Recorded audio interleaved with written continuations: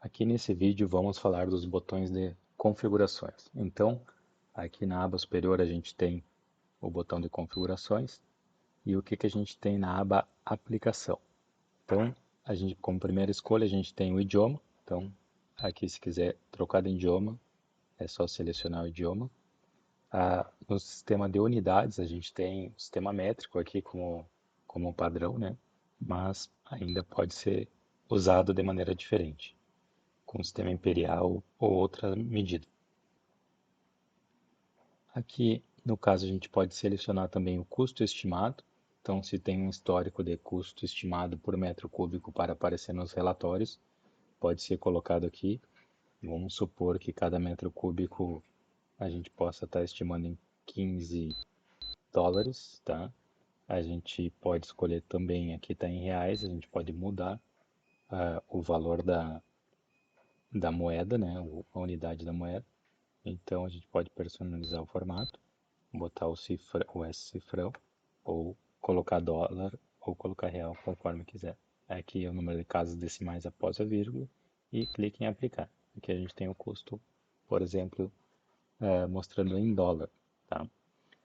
Um botão que é interessante de saber é esse botão de grade. Tá? Esse botão de grade é o que aparece no fundo do mapa, para dar uma noção de que tamanho é o mapa.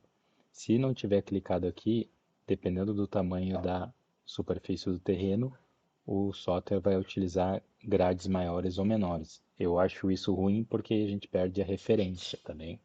Então, assim, aqui por padrão eu coloquei 100, que significa 100 por 100, significa um hectare. Então, cada grade com um hectare não deixa o projeto muito poluído, como grades pequenas costumam deixar, e também fica uma referência fixa em hectare para visualmente entender o tamanho de cada porção do projeto, tá bem?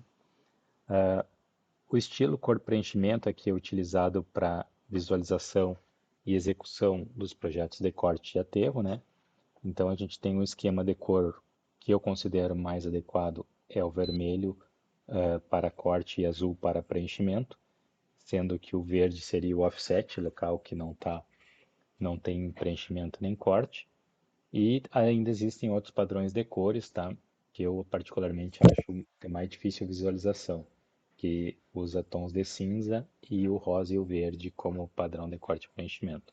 Mas tem pessoas com daltonismo, por exemplo, que conseguem usar melhor essas cores aqui. O estilo de cor da superfície, desde já falando no mapa de superfície de elevação, pode ser utilizado de duas maneiras, tendo o azul como referência à parte baixa do terreno, ou o vermelho como referência à parte baixa do terreno. Então depende muito da preferência de cada um. E também eu, como padrão, prefiro usar o azul no baixo, tá? Porque facilita, por azul ser uma cor muito escura e um tom muito escuro, facilita a visualização de algumas nuances aí, principalmente nas partes altas, tá? Mas isso é conforme a preferência e padronização de cada pessoa. A exibição de inclinação, a gente pode colocar uma opção de percentagem ou relação, né? Então, percentual sempre vai mostrar uma relação em percentual, que significa tantos por cento por 100. Então, por exemplo, 0,03% significa 3 centímetros em 100 metros, né? Mas vai estar mostrando sempre em percentual. E a relação é 1 para 1000, que também, na minha opinião, não ajuda muito. Eu acho que deveria ser 1 para 100, tá? Que também vem a ser a mesma coisa que um percentual mostrado de maneira diferente. Então, acho que isso aqui é o padrão deixar assim, tá? Como botões, opções de botões, a gente tem o botão de mostrar botões de zoom, tá? Isso lá na tela de trabalho, em vez de a gente usar o toque na tela e o pinçar para dar zoom, a gente pode selecionar um botão de mais e menos lá para fazer esse zoom. Eu particularmente acho desnecessário, deixo ele desclicado, tá? Botões grandes significa o tamanho do botão ser um pouco maior que o padrão. Eu acho que não é necessário. O botão fundo transparente, acho que pode ser necessário ou pelo menos vantajoso para não poluir tanto o projeto e conseguir enxergar através do botão. E um botão muito interessante para quem faz projetos é esse botão trocador de projeto, tá?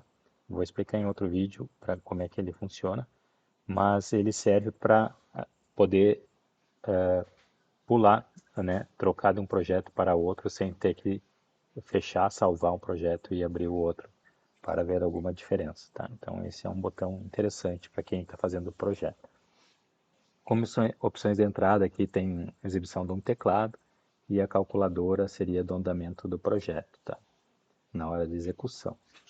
Tem uma configuração de inicialização aqui, se desejar que o TR inicie quando o computador é iniciado, pode estar optando aqui, tá? Às vezes em configurações do Windows, para quem usa principalmente o software na Gabin, tá?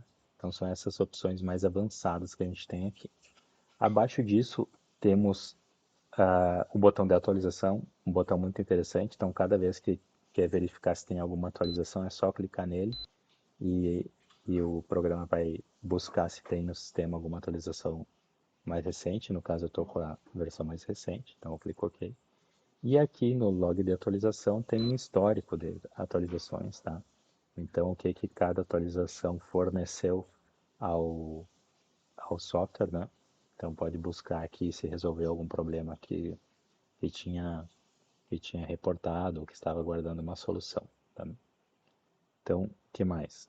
Abaixo disso a gente tem esse espaço aqui, que é a parte da licença do software.